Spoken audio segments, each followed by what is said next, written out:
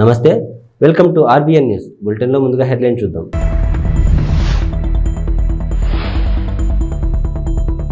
మేమంతా సిద్ధం బస్ యాత్రలో సీఎం జగన్ పై దాడి.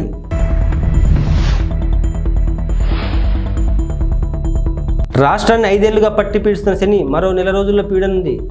బీద రవిచంద్ర యాదవ్ టీడీపీ జాతీయ ప్రధాన కార్యదర్శి.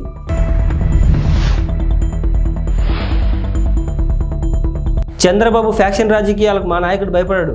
మంత్రి గుడివాడ అమర్నాథ్. నిడదవోలు నియోజకవర్గం చెట్టిపేట గ్రామంలో తెలుగుదేశం, జనసేన, బీజేపీ ఉమ్మడి పార్టీల ఆధ్వర్యంలో ఎన్నికల ప్రచార కార్యక్రమంను తెలుగుదేశం పార్టీ మాజీ శాసనసభ్యులు బూరుగుపల్లి శేషారావు, తెలుగుదేశం, జనసేన, బీజేపీ పార్టీల ఉమ్మడి అభ్యర్థి కందుల దుర్గేష్, నియోజకవర్గ తెలుగుదేశం, జనసేన పార్టీల సమన్వయకర్త బీవీఎస్ఎన్ ప్రసాద్ నిర్వహించారు. ఈ కార్యక్రమంలో తెలుగుదేశం, జనసేన, బీజేపీ ఉమ్మడి పార్టీల మండల, గ్రామ నాయకులు, కార్యకర్తలు, అభిమానులు పెద్ద ఎత్తున పాల్గొన్నారు. అలాగే ఎన్టీ రామారావు అమ్మాయి పురంధరేశ్వర్ గారికి కమలం మీద కమలానికి గాజు గ్లాసు. తల్లి అందరూ ఆశీస్సులు ఇవ్వాలి. మన దుర్గేష్ గారికి ఒక ఓటు, కమలానికి ఒక ఓటు. అమ్మ గాజు గ్లాస్కి కమలానికి ప్రతి మనిషికి 2 ఓట్లు ఇస్తారు.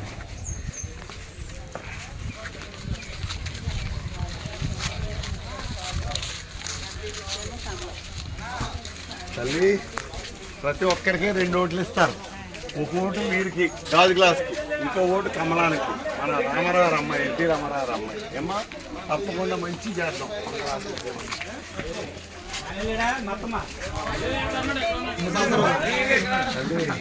మరి అందరూ వేస్తారా?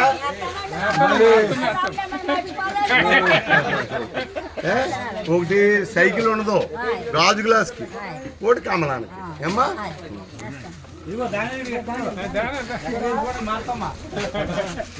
మరి దుర్గేష్ గారికి ఒక ఓటు, ఒక ఓటేమో కమలానికి, 2 ఓట్లు. ఏంటి నేను ఉంటాను మీ క్యాంప్ కూడా, ఏం కాదు.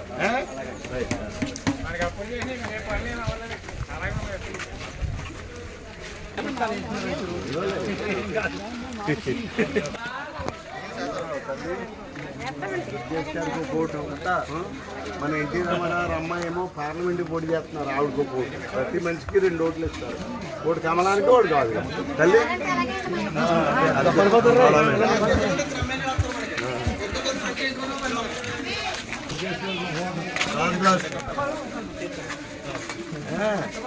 సైకిల్ ఉండదు, అర్థమైందా? గాజు గ్లాస్కి ఒక ఓటు, కమలానికి ఒక ఓటు. ఆ 2టికి ఎత్తే అది మన సైకిల్కి వెళ్ళిపోతుంది.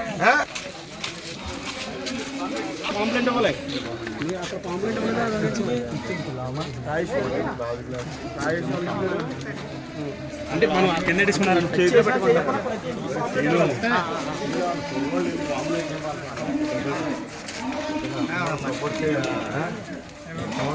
గాజు గ్లాసు, కమలం, 2 ఓట్లు ఇస్తారు. వైసీపీ అధినేత ముఖ్యమంత్రి జగన్మోహన్ రెడ్డిపై విజయవాడ సింగ్ నగర్లో జరిగిన రాయదాడి ఘటనపై పలు అనుమానాలు వ్యక్తమవుతున్నాయి. సీఎం రోడ్ షో సందర్భంగా పలుమార్లు విద్యుత్ సరఫరా నిలిపివేయడంపై కూడా పలు సందేహాలు వస్తున్నాయి. ఖచ్చితత్వంతో రాయి తగలడంపై కార్డ్బాల్ వాడి ఉంటారని సందేహాలు వ్యక్తమవుతున్నాయి. వీవీఐపీ వాహనం చుట్టూ ఉండే రోప్ పార్టీ ఎందుకు లేదని మాజీ పోలీసు అధికారులు ప్రశ్నిస్తున్నారు.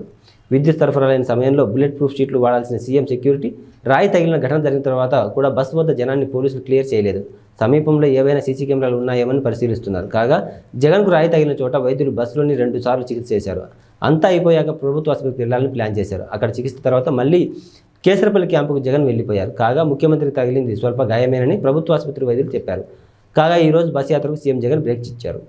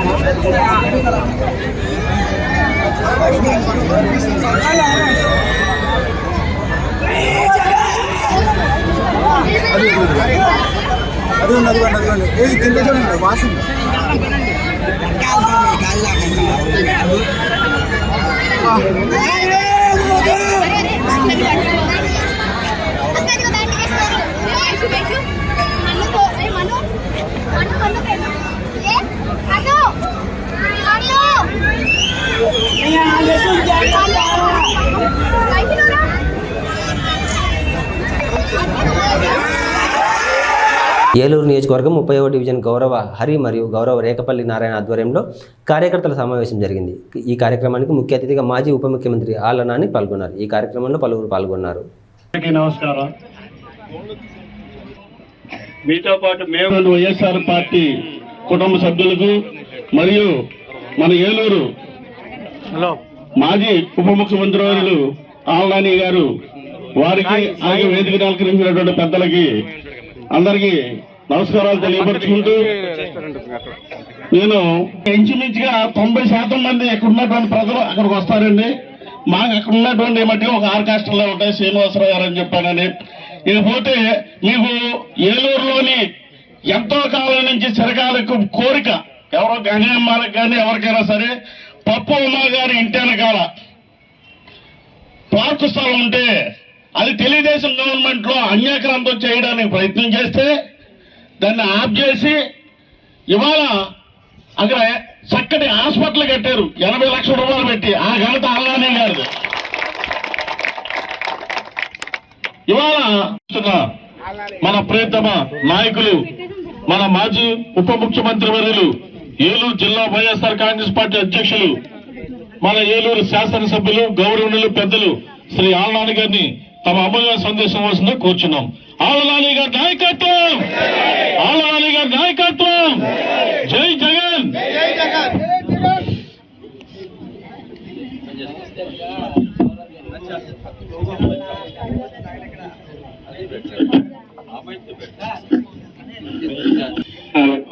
మీరు కూడా ఈ విధంగా కలిసే అవకాశం రావటం, చూసే అవకాశం రావటం, మాట్లాడే అవకాశం రావటం నాకు చాలా సంతోషంగా ఉందమ్మా నాకు. ఎందుకంటే ఇటువంటి సందర్భాల్లో సమావేశాలు జరిగినప్పుడు ప్రతి సందర్భంలో నేను ఈ మాట చెప్తాను. ఇటువంటి సమయంలో ముఖ్యంగా మన మహిళలందరికీ ఇళ్లలో చాలా పనులు ఉంటాయి. ఇంట్లో వాళ్ళకి వండి పెట్టడం, పిల్లలకి భోజనం పెట్టడం, కష్టపడి ఈ సమయంలోనే కుటుంబ పెద్ద వస్తాడు, వాళ్ళని చూసుకునే పని చాలా ఎక్కువ బాధ్యతలు ఉంటాయి మన మహిళలకు కానీ అందరికీ. అవన్నీ కూడా ఈ సమయంలో అన్నీ పక్కన పెట్టి 4 సంవత్సరాల 11 నెలలుగా జగన్మోహన్ రెడ్డి గారు మా అందరి ప్రీతమ నాయకుడు 4 సంవత్సరాల 11 నెలలు నిద్రాహారాలు లేకుండా ఎన్ని కుట్రలను, కుతంత్రాలను ఎదుర్కొంటూ, ఒక పక్క చంద్రబాబు నాయుడు,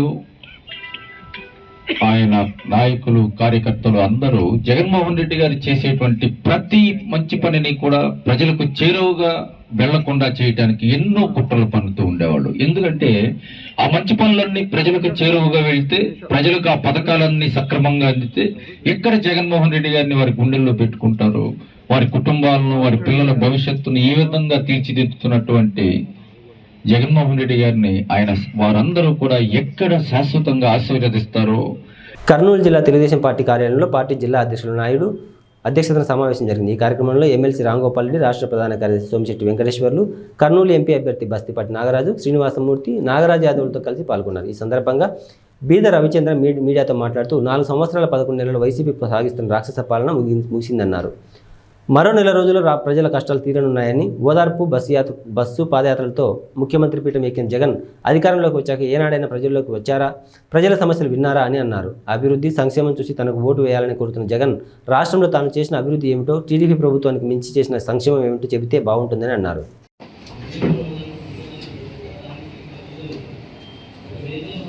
మరో 30 రోజులు, ఏప్రిల్ 13వ తారీఖు మరో నెల, మే 13వ తారీఖున ఆంధ్రప్రదేశ్లో ఎన్నికలు జరగబోతున్నాయి. 4 సంవత్సరాల 11 నెలలు పూర్తి చేసుకోబోతున్నటువంటి వైఎస్ఆర్ కాంగ్రెస్ పార్టీ పాలన, ముఖ్యమంత్రి జగన్మోహన్ రెడ్డి గారు ఒక్క అవకాశం పేరుతో రాయలసీమను రతనాల సీమ చేస్తానన్నట్టు చెప్పాడు ముఖ్యమంత్రి గారు. ఈ రాష్ట్రంలో ప్రజల కష్టాలు తీర్చేదానికి వచ్చిన భగవంతుడు పంపించిన దూతనని చెప్పుకున్నటువంటి జగన్మోహన్ రెడ్డి గారు 4 సంవత్సరాల 11 నెలల్లో ఏ ఒక్క జిల్లాకు వచ్చి ఓదార్పు యాత్రల పేరుతో, బస్సు యాత్రల పేరుతో, పాదయాత్రల పేరుతో అధికారంలోకి వచ్చిన ముఖ్యమంత్రికి 5 సంవత్సరాల కాలం ఏ ఒక్క రోజు ప్రజల్లోకి వచ్చేటువంటి పరిస్థితి లేదు ముఖ్యమంత్రి జగన్మోహన్ రెడ్డి గారికి. ఈనాడు మళ్ళీ నేను చేసిన అభివృద్ధి చూసి, నేను చేసిన సంక్షేమం చూసి ఓట్లేదని అడుగుతున్నారు. చంద్రబాబు నాయుడు గారిని నమ్మొద్దు, తెలుగుదేశం పార్టీని నమ్మొద్దు అని మాట్లాడుతున్నారు. ప్రత్యేక హోదాలు సిపిఎస్ఎల్ దగ్గర నుంచి, ఈ రాష్ట్రంలో పరిశ్రమల దగ్గర నుంచి, విశాఖ ఉక్కు నుంచి ఏ ఒక్క దాని మీద 5 సంవత్సరాల కాలం మాట్లాడలేనటువంటి అసమర్థ ముఖ్యమంత్రి జగన్మోహన్ రెడ్డి గారు. నువ్వు అడిగినన్ని ఎంపీలు ఇచ్చారు. ఈ రాష్ట్రంలో అత్యధిక సీట్లు 151 సీట్లు ఇచ్చారు. సాగునీటి రంగాన్ని ఏ ముఖ్యమంత్రి చేయనటువంటి విధంగా పూర్తి చేస్తానన్న ముఖ్యమంత్రి. పోలవరం ఏమో కానీ పిల్ల కాలువలు కూడా తవ్వలేనటువంటి పరిస్థితి ఈ ప్రభుత్వంలో. దానికి నిదర్శనం హంద్రీ నీవా కాలువలకి గండి పడితే గండ్లు కూడా పూడ్చలేని అసమర్థ ప్రభుత్వం వైకాపా. వేదావతి ప్రాజెక్ట్ టెండర్లు. తూర్పుగోదావరి జిల్లా గోపాలపురం నియోజకవర్గంలోని జగన్మోహన్ రెడ్డిపై రాళ్లదాడిని హోంమంత్రి ఖండించారు. ఈ సందర్భంగా సిద్ధం బస్సు యాత్రకు వస్తున్న జనాదరణ చూసి ఓర్వలేక జగన్మోహన్ రెడ్డిపై చేసిన రాళ్లదాడిని ఖండిస్తున్నామని మంత్రి అన్నారు. జగనన్నకు వస్తున్న ప్రజాదరణ చూసి ఏం చేయలేని పరిస్థితుల్లో కడుపు మంటతో ఏదో ఒకటి చేయాలని రాళ్లతో దాడి చేయడం చాలా హేయమైన చర్య అని అన్నారు. కార్యకర్తలు మేల్కొని జగనన్నను కాపాడుకోవాల్సిన అవసరం ఎంతైనా ఉందని అన్నారు. ఈరోజు బస్సు యాత్ర చేస్తున్న జగనన్న మీద కొందరు ఓర్వలేని తెలుగుదేశం పార్టీకి సంబంధించిన నాయకులు రాళ్లతో దాడి చేయడం అనేది తీవ్రంగా ఖండిస్తున్నాం. ఎందుకనంటే ఈ రోజున జగనన్న బస్సు యాత్ర ఎంత ఆదరణ పొందో మీడియా ద్వారా చూస్తున్నాం, పేపర్స్ ద్వారా చూస్తున్నాం. ఇదంతా కూడా రోజు రోజుకి కూడా జగనన్నకి ప్రజాదరణ పెరిగిపోవడం, కడుపు మంటతో ఏమీ చేయలేని పరిస్థితిలో ఫ్రస్ట్రేషన్తో ఏదో రకంగా ఇబ్బంది అని చెప్పి ఈ రోజున దాడికి దిగడం అనేది చాలా బాధాకరం. గతంలో వాళ్ళు అనుకున్నారన్నమాట, ఈ 5 ఏళ్ళు జగనన్న ప్రభుత్వంలో ఏదో ఒకటి వేలెత్తి చూపించి ప్రభుత్వం మీద, జగనన్న మీద బురద జల్లి ఈ ఎన్నికల్లో జగనన్నని ఇంటికి పంపించేయాలనే ఆలోచనలో వాళ్ళు ఉన్నారు. కానీ జగనన్న మీద ప్రజలకి ఇచ్చిన పాలనకి ప్రజలకు రోజుకి అభిమానం పెరగడం. సో ఈ అభిమానాన్ని తట్టుకోలేక వాళ్ళు ఒంటరిగా మనతో ఢీ కొట్టలేక నిన్న మొన్నటి వరకు జనసేనను తెచ్చుకున్నారు. ఆ జనసేన వస్తే ఏదో ఉపద్రవం వచ్చేస్తుంది, ఏదో ఉప్పెనలా వచ్చేస్తుందని పాపం వాళ్ళు అనుకున్నారు. ఏమీ జరగలేదు. తర్వాత ఇప్పుడు వెళ్ళి మళ్ళీ బీజేపీని తెచ్చుకున్నారు. అయినా కూడా ఏమీ ఎక్కడ వాళ్ళకి ఏం మైలేజ్ రాలే. ఏమీ చేయలేని పరిస్థితులు ఏం చేశారంటే శర్మకి ఆవిడ మాట్లాడిస్తున్నారు. అంటే జగనన్న మీద రాజకీయం పొడియాలి, ఈ ముఖ్యమంత్రి నుండి దించేయాలి. పవన్ కళ్యాణ్ అంటుంటాడు కదా, దించేస్తడం కోసమే నా పార్టీ నా జగన్, అందుకే అక్కడ తాకట్టు పెట్టుకున్నాడు. అంటే ఈ రోజు పరిస్థితి ఉందంటే ఎన్ని తాకపెట్టి ఎన్ని పిల్లలు జెండల్స్ వచ్చినా కూడా జగనన్నని ఎవ్వరు ఏమీ చేయలేని పరిస్థితిలో వాళ్ళు ఉన్నారు. ఇంకా రోజులు వాళ్ళకి విపరీతమైన స్టేషన్ మంట. ఇంకా అడుగులో ఇంకా బాగా నాటు భాషలో చెప్తే ఎంత దిగపోయారంటే రాజ్యాల్లో ఈ రోజు జగన్ మీద మంత్రి గారు చేసే దిగజారి అంటే మొన్నటి జగన్ ఏమన్నారంటే రాయలసీమలో అలాగే ఉంటుంది, మళ్ళీ మా ఏరియాకి వచ్చేసి ఏమి ఉండదు. విజయపట్నం కృష్ణా జిల్లాకు వచ్చేసి అలాగే ఆ జన సందోహం ఉండేసరికి తట్టుకోని పరిస్థితులు ముఖ్యమంత్రి గారు అని కూడా అడుగులకు దిగుతున్నారు. వాళ్ళు ఎంత దిగజారు అనేది మనం ఆలోచన చేయాలి.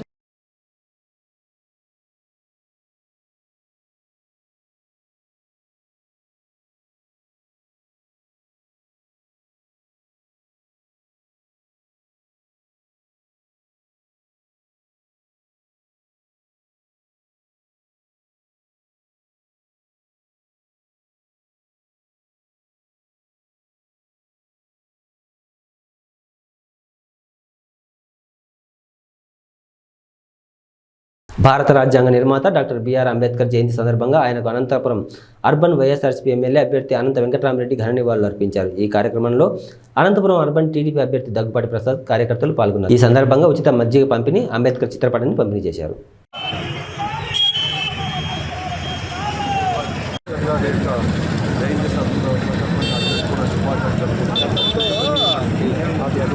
బాగా పనిచేస్తుంటే 140 ఏరియాలో బాగా కనిపిస్తుంది. భారతదేశంలో జనాభా కులాలకు అతీతంగా, మతాలకు అతీతంగా ఆర్థిక ప్రజాస్వామ్య సంక్షోభాన్ని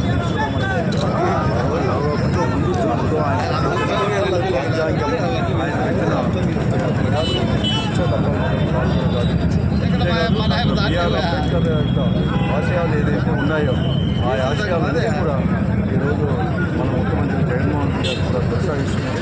మరీ ముఖ్యంగా కేవలం ఆర్థిక అసమానతలు తొలగించడానికే కాదు రాజ్యాంగం ఈరోజు సామాజిక పరంగా ఉన్న అత్యధికమైన జనాభా ఉన్న వారికి కూడా రాజ్యాధికారులు కూడా అప్పచెప్పాలని కొత్త సూత్రాన్ని ఈరోజు జగన్మోహన్ రెడ్డి గారు కూడా అమలుపరిచిన ఘనత ఈ భారతదేశంలోనే ముఖ్యమంత్రి కూడా ఇంత పెద్ద ఎత్తున అమలుపరచలేదు. అది ముఖ్యమంత్రి జగన్మోహన్ రెడ్డి గారు ఈరోజు 50% మహిళలకు రిజర్వేషన్ ఇచ్చే కార్యక్రమంలో 50% అన్ని పదవులు కూడా ఈరోజు ఎస్సీ కింద కూడా అమలుపరిచారు. ఏదేమైనా కూడా మనమందరం కూడా మన అంబేద్కర్ యొక్క ఆశయాలు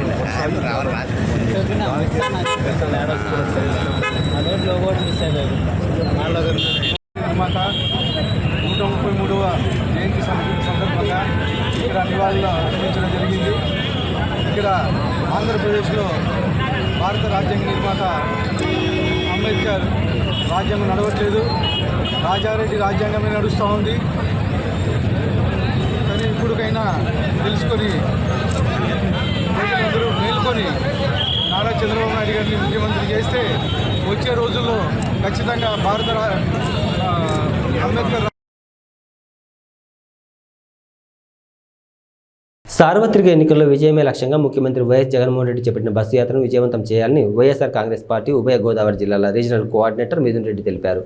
భీమవరంలో ఈ సందర్భంగా మాట్లాడుతూ సీఎం ఈ నెల 15న కృష్ణా జిల్లా నుండి పశ్చిమ గోదావరి జిల్లాలోకి ఉండి మీదుగా భీమవరం చేరుకుంటారన్నారు. అదే రోజు ఇక్కడ జరిగే మేమంతా సిద్ధం సభను ముగించుకొని రాత్రికి తాడేపల్లిగూడెం చేరుకుంటారన్నారు. అక్కడ నుండి పలు నియోజకవర్గాల మీదుగా యాత్ర రాజమండ్రి చేరుకుంటుందని వెల్లడించారు. ఈ ఎన్నికలో తమ పార్టీ 175 అసెంబ్లీ స్థానాలు, 25 పార్లమెంట్ స్థానాలు గెలుచుకుంటుందని ధీమా వ్యక్తం చేశారు. ఈ సమావేశంలో రాష్ట్ర మంత్రులు కొట్టు సత్యనారాయణ, కార్మూరి నాగేశ్వరరావు, ఎమ్మెల్యేలు గ్రంథి శ్రీనివాస్, చెరుకువాడ శ్రీ రంగనాథరాజు, ముదునూరి ప్రసాదరాజు, ఎమ్మెల్సీలు వంక రవీంద్రనాథ్ తదితరులు పాల్గొన్నారు. వ్యాప్తంగా ఈరోజు ముఖ్యమంత్రి గారి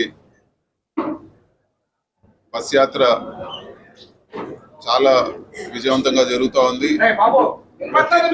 ప్రతి సభలో కూడా లక్షలాది మంది ప్రజలు ఈరోజు ప్రతి సభలో కూడా అటెండ్ అవుతున్నారు. అదేవిధంగా రోడ్ షోల్లో కూడా భారీగా ప్రజాస్పందన ఉంది.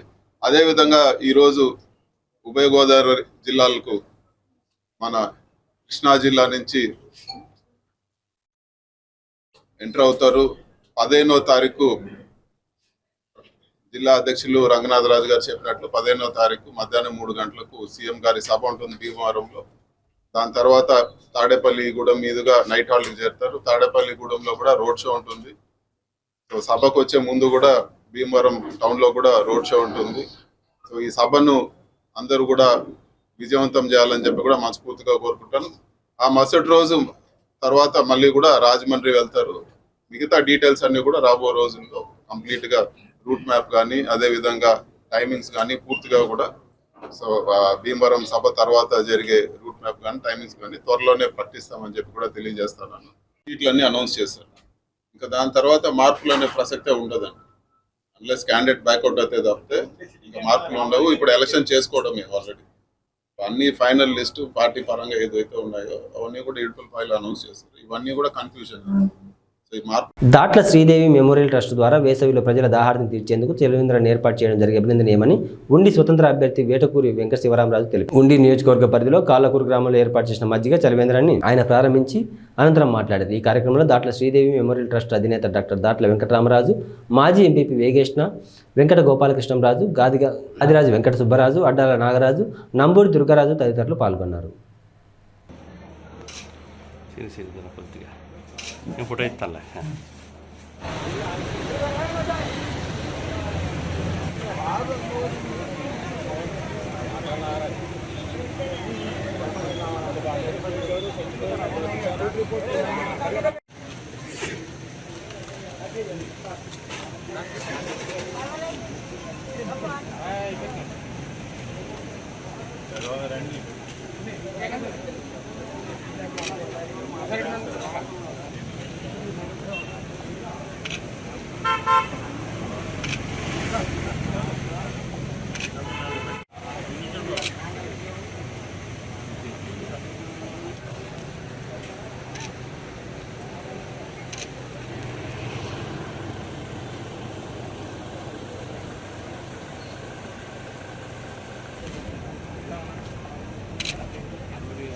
మన శ్రీనివాసరాజు శ్రీదేవి మెమోరియల్ ట్రస్ట్ని ఏర్పాటు చేసి గ్రామంలో గ్రామ అభివృద్ధి సంక్షేమంలో పాలుపంచుకుంటూ గ్రామంలోని అన్ని వర్గాలకి కూడా సేవ చేస్తూ ముందుకెళ్తున్నారు. మన శ్రీదేవి శ్రీను పాప దురదృష్టవశాత్తు ప్రమాదం జరిగింది. శ్రీనుకి పాప బాగా ఇష్టమైన పాప. ఎవరికైనా ఆ పరిస్థితి రావటం దారుణం. భగవంతుడు శ్రీనుకి అన్యాయం చేశారు. పాప మీద ఇష్టంతో 10 మందికి సేవ చేయాలనే ఆలోచనతో ముందుకొచ్చి గ్రామంలో పేదవర్గాలకి అండగా ఉంటూ గ్రామంలో అభివృద్ధిలో పాలు పంచుకుంటూ సంఘంలో సేవాభావంతో ముందుకెళ్తున్నారు. అందరికీ ఎలవేల్పు కాళ్ళకూరు శ్రీ వెంకటేశ్వర స్వామి కలగజేయాలని చెప్పి వెంకటేశ్వర స్వామిని కోరుకుంటూ ఈ గ్రామానికి మరింత సేవ చేస్తూ ముందుకెళ్తున్న శ్రీనుని అభినందిస్తూ శ్రీను ఈ సేవా కార్యక్రమాలు మరిన్ని చేయాలని చెప్పి ఆకాంక్షిస్తూ శ్రీనుని ఉదయపూర్వకంగా అభినందిస్తున్నాను. ప్రజా సంక్షేమమే వైఎస్ఆర్సీపీ అజెండా అని రాజకీయాలకు అతీతంగా కుల, మత, పార్టీ చూడకుండా అర్హులైన ప్రతి ఒక్కరికి పథకాలు అందించిన ఘనత వైఎస్ఆర్సీపీ ప్రభుత్వానికి దక్కుతుందని కడుబండి శ్రీనివాసరావు అన్నారు. ఈ సందర్భంగా పలు గ్రామాల్లో ఎన్నికల ప్రచారం నిర్వహించారు. జనం కోసం నిలబడ్డ జగనన్న ముఖ్యమంత్రిని చేస్తేనే సంక్షేమం జరుగుతుందన్నారు. కాబట్టి జగనన్న ముఖ్యమంత్రిని చేసుకోవడానికి మద్దతుగా మే 13న జరగబోయే సార్వత్రిక ఎన్నికల్లో ఎస్కోట నియోజకవర్గం వైఎస్ఆర్సీపీ తరపున ఎమ్మెల్యే అభ్యర్థిగా ఎన్నికల్లో పోటీ చేస్తున్న నన్ను విశాఖ ఎంపీ అభ్యర్థిగా పోటీ చేస్తున్న బొత్స ఝాన్సీ లక్ష్మిని ఫ్యాన్ గుర్తుపై ఓటు వేసి భారీ మెజార్టీతో గెలిపించాలన్నారు. ఈ కార్యక్రమంలో నాయకులు, కార్యకర్తలు పాల్గొన్నారు. కుటుంబానికి మేలు జరిగితేనే మాకు ఓటు వేయమని జగనన్న మిమ్మల్ని అందరినీ అడగమని చెప్పారు. ఈ 5 సంవత్సరాల పరిపాలనని మన జగనన్న కంటే ముందు చంద్రబాబు నాయుడు గారు 5 సంవత్సరాల పరిపాలనని ఒక్కసారి గుర్తు తెచ్చుకోండి. మీరు అందరూ కూడా ఆ 5 సంవత్సరాల్లో చంద్రబాబు నాయుడు గారి పరిపాలన ఎంతమంది గుర్తుందో తెలియదు, కానీ ఇక్కడ ఆడవాళ్ళకి ఖచ్చితంగా గుర్తుండి ఉంటుంది. ఎందుకంటే 2014లో చంద్రబాబు నాయుడు గారు ఇన్ని అబద్ధాలు చెప్పలే. అబద్ధాలన్నీ కూడా ఇచ్చిన మాట ఏ ఒక్కటి కూడా నెరవేర్చుకోకుండా 2019లో 5 సంవత్సరాల పరిపాలన చూసిన తర్వాత ప్రజలందరూ కూడా వాళ్ళని చీకొట్టి కేవలం 175లో 23 ఎమ్మెల్యేలు మాత్రమే రోజు తెలుగుదేశానికి ఇచ్చారు ప్రజలు. ఇవి బులెటిన్ విశేషాలు. మరో బులెటిన్లో మళ్ళీ కలుద్దాం. అంతవరకు సెలవు. నమస్తే.